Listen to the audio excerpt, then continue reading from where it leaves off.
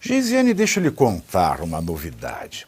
Mais de 50 deputados assinaram um pedido de impeachment contra o presidente Lula Lelé por conta da alteração dos dados do INSS para reduzir em quase 12 bilhões de reais as projeções de despesas com benefícios da Previdência Social neste ano.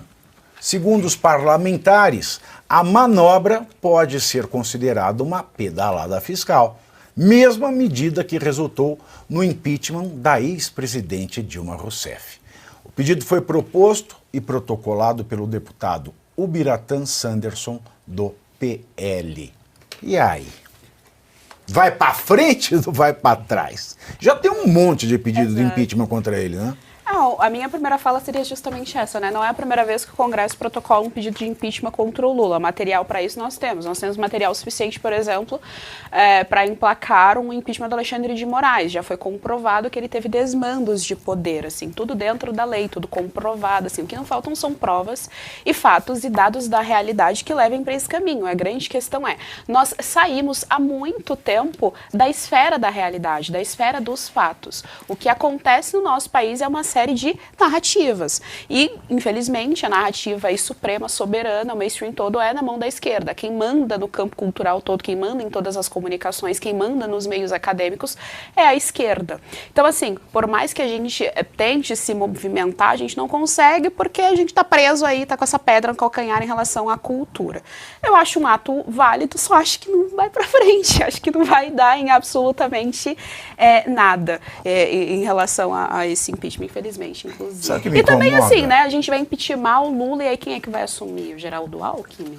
O Alckmin, ele tá ali só esperando a espreita, ele também não é lá essas coisas todas. É a estrela do sistema. Mas você não acha que o Brasil precisava de um pouco de pasmaceira? E ele é a pasmaceira encarnada. Pois é, né? E Mas acho que ele é o sonho perigoso. do Congresso, né? Acho que o mundo político e o mundo jurídico acho que adorariam, né, a presidência do Alckmin, né? Então, acho que isso pesa contra o Lula, né? Pois é, mas aí também pesa um pouco contra a gente, porque se o jurídico quer, é óbvio, sim, provavelmente nós não vamos o que gostar. É bom pro sistema pra gente ver. Entendeu? Se o isso. sistema o quer, assim, com tanto fervor, provavelmente nós não vamos gostar. Então, assim, realmente é uma situação muito complicada e, pra mim, de novo, eu bato de novo nessa tecla, porque realmente, assim, em termos de análise somente do político partidário, somente desse mundo. O nosso problema está no STF, e isso é o que está trazendo o resto das outras anomias. O professor Marcelo Santos não gosta muito, mas está trazendo as outras anomias em toda a malha social. Esse que é o nosso problema principal. Às vezes, eu já disse isso algumas vezes, eu chego a pensar que o Lula nem é o principal dos problemas.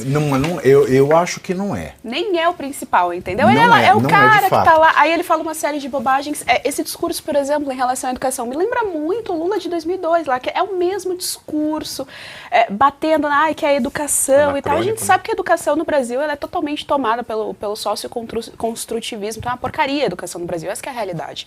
E é o mesmo discurso. Assim, o nosso principal problema, em termos de política, por incrível que pareça, chegou esse dia no país, não é o Lula. A gente tem um outro problema muito maior a ser resolvido e a gente não consegue. A gente precisa de um Senado aí para resolver isso e a gente não consegue andar para frente. Porque vontade popular tem. Isso existe. Fatos da realidade existem. Portanto, legitimidade em todo o processo existe. Mas o negócio não avança, não vai para frente. Sabe o que eu acho engraçado? Quando a gente vai para a lei do impeachment, que é a lei 1079 de 1950, ela diz que tanto no impeachment do senador quanto do presidente você propõe na Câmara do ministro do STF no Senado. A lei, eu adoro gente que liga no horário do programa, é um prestígio danado pro artista, é muito prestígio pro artista, sabe? Não saber o que você faz da vida, né? Mas a lei, ela diz o seguinte, que o pedido protocolado ele tem que ser lido na próxima sessão legislativa. Aí é o regimento interno da Câmara que diz que é o presidente da casa que escolhe ler ou não ler. Agora, o regimento está contra a lei. E ninguém vê isso, porque o que me parece é que as pessoas que estão protocolando impeachment, né, aquela questão do antissemitismo do Lula, eu fiz uma peça, mas uma peça juntei parecer do Celso Laffer, uma senhora de uma peça, quando ele foi antissemita, falando que o governo de Israel fazia a mesma coisa que Hitler. Né? E isso é motivo para impeachment. Então, eu fundamentei, etc. E é claro que o presidente da casa não vai ler, mas dá para o deputado recorrer ao plenário, segundo a lei. Por que ninguém recorre? Todo mundo só apresenta impeachment e deixa lá para falar, eu protocolei. Exato. Parece que usam o impeachment como arma para conseguir mais recurso, né, Pavio? Eu tenho essa sensação, às vezes, né, de que isso é usado como um instrumento para aumentar o passe, para vender mais caro o apoio parlamentar. No caso do Lula, acho até virtuosa a apresentação do pedido de impeachment. De fato, tem elementos, né, nessa manobra aí que foi feita no INSS. Então, juridicamente, parece que você tem o contexto dado para um impeachment. E a própria Dilma Rousseff não foi empichada por causa das pedaladas fiscais. É aí que eu queria chegar. O ponto central disso, de um processo de impeachment, não é só a questão técnica, se houve ou não pedalada. Parece ter havido no caso do Lula, mas não é só isso que determina. Acho que falta, nesse momento ainda, para o caso do Lula, o contexto para que você tenha um impeachment. Por exemplo, a população nas ruas. O que derrubou a Dilma foi a economia. Em primeiro lugar, era uma crise econômica grave, era o começo da Operação Lava Jato, que começou em 2014, ali foi crescendo e escalando até demonstrar que toda a cúpula do PT estava envolta em casos de corrupção. Então você foi tendo outros elementos, crise econômica, corrupção exacerbada. Não que não haja agora, mas está muito encoberta. Você falou mais cedo aqui da postura da Globo. A Globo era muito lavajatista e contribuiu para que tivesse o impeachment da Dilma Rousseff. Todo dia no Jornal Nacional eram 10 minutos lá de matéria lendo a peça da Lava Jato, quem foi preso, quem não foi. A gente frequentava jornalistas da Globo, né, e eles defendiam com unhas e dentes. Claro. E depois, assim, defendiam com unhas e dentes o Lula solto. É uma coisa que não dá para entender. Pois né? Você muda a pessoa, porque o fato é o mesmo. Algo muito grave aconteceu nesse bastidor, que a gente não tem acesso, que provocou essa guinada. O que a gente dá para ver como público é isso, que teve essa mudança da água para o vinho. Alguém que defendia tanto o combate à corrupção e que depois passou a dizer que não, foi tudo um engano, foi tudo um grande mal-entendido. Então, no caso do Lula, ainda acho que falta isso, falta essa força popular para que se leve a um impeachment. E aí caberia reativar, por exemplo, os movimentos de rua, né? Cadê os movimentos que se mobilizaram, no caso da Dilma, que levaram pessoas às ruas, que faziam todo domingo a Paulista encher de gente de verde e amarelo pedindo impeachment? Acho que falta esse elemento. Mas não tinha aquele regime do medo naquela época? Pois é. Será que isso é um bom questionamento. As pessoas que estão mais... Hoje está com um regime de medo hoje danado. Que o brasileiro mais tem. O que as pesquisas dos partidos políticos trazem para a gente, professor, é que o que o brasileiro mais tem hoje é medo. É isso mesmo. E eu vou te falar, é até curioso, porque hoje você escolhe as palavras que vai usar, não é por uma questão de elegância, educação, não é nada disso não, porque você sabe que você vai ser perseguido pelo que você fala, mesmo que você esteja falando de uma forma elegante, você vai ser perseguido. Então, o medo que está. Agora, a questão do impeachment, olha que é bem curioso isso mesmo. Há uma série de ações pedindo o impeachment do Lula, tá? O Brown, ele foi preciso quando ele falou os elementos que foram necessários para derrubar a Dilma, mas tem uma coisa que para mim me parece que é o essencial para que seja pautado o pedido do impeachment. É que realmente o presidente significa uma ruptura no establishment, ou seja, aquele grupo que governa o Brasil e explora o Brasil de todas as formas. Quando a Dilma caiu, eu acompanhei o impeachment, eu estava no Senado e acompanhei o impeachment inteiro. Havia discussão, a pedalada aconteceu ou não aconteceu? É óbvio que aconteceu a pedalada. Aí veio uma discussão jurídica, a pedalada aconteceu no governo anterior, então não pode ser, afinal de contas, porque se anula, só pode ser empichada com relação ao governo atual, que é o governo da eleição. E se descobriu que ela continuava fazendo a pedalada. Por isso que ela foi empichada. Mas esse é o elemento técnico e jurídico. Tem um elemento ali. Ela brigou com as forças políticas que estavam ali tentando mamar na teta da sociedade brasileira, de uma forma sem parar. Esse ponto que o senhor trouxe é excelente, né? Até porque, assim, primeira ponderação, você não acha que pedir impeachment tá uma coisa meio banalizada? Porque só o Bolsonaro recebeu 153 pedidos. A população na rua é medo 153 documentos protocolados. O Fernando Henrique também pedindo impeachment do Bolsonaro, foi o recorde. Números. Só que assim,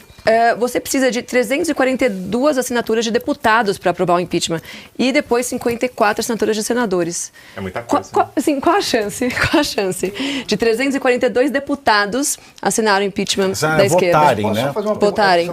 Assinar um só. Votarem, isso, perfeito. São 342 ou 347? São 342 mesmo? 342. Então é 247 para dar a entrada, né? Não, para dar entrada pode ser um só. Pode ser um só. Pode ser um só. Sim. Aliás, qualquer do povo pode dar entrada. Ok. Entendeu? Estando dentro dos parâmetros da Lei 1079. 342, exatamente, é isso. É que as pessoas Só elas pra confirmar. juntam assinatura, né, para chegar àquela peça, né, arrojada. Sim, até organizações. Foram 550 ONGs que se uniram também em vários momentos para protocolar esses pedidos. Da Dilma. Contra o Bolsonaro. Provavelmente de movimento social identitário. Você Sim, consegue sim. se unir, É, por isso que alegar que você tem uma bandeira, E o uma Fernando pauta. Henrique também Exatamente. teve quilos e A quilos. história que É acusa mesmo? o Bolsonaro dessa tal de emenda, como é que é orçamento secreto, que na realidade não tinha nada de orçamento secreto. orçamento secreto era do emenda, governo, mas, eu mudou sei, o nome, mas agora olha, é emenda. olha que coisa curiosa. Na realidade não era orçamento secreto, era emenda de relator. Por que foi criada a emenda Agora de é relator? orçamento discreto. Mas sabe por que isso foi criado? Não é o gabinete do foi para ousadia, agora é o gabinete o orçamento discreto. Pague, sabe por que isso foi criado? Foi criada essa emenda de relator? Porque o Bolsonaro, quando se tornou presidente da República, ele, sabendo como funciona o Congresso e o jogo e a negociata que é feita nas emendas, ele falou, eu não vou mais negociar com nenhum deputado individualmente, só vou negociar com deputados de bloco ou de frente, porque assim tem uma proposta, tem uma pauta. Aí o que aconteceu? Eles perceberam que se assim fosse feito, o Congresso ia perder a autoridade sobre o presidente, porque só tem duas formas de um presidente comprar o Congresso, no sistema que nós vivemos, ou emenda ou é cargo em autarquias ou ministérios. Cria-se ministério. Isso acontece? Não, jamais aconteceria. Aí o que Isso acontece na faixa de Gaza. No Brasil não tem isso. Mas sabe por que isso aí eles fizeram a emenda? Aí veio o Rodrigo Maia, que era um cara, e disse, não, a partir de agora nós vamos vetar tudo, você vai cair porque não vai ser aprovado nenhum projeto de lei teu, nenhuma proposta, nenhuma política pública. Aí eles inventaram a emenda do relator, exatamente que era era excluído o momento, mas você sabia para onde era o destino, dando força para o presidente da Câmara.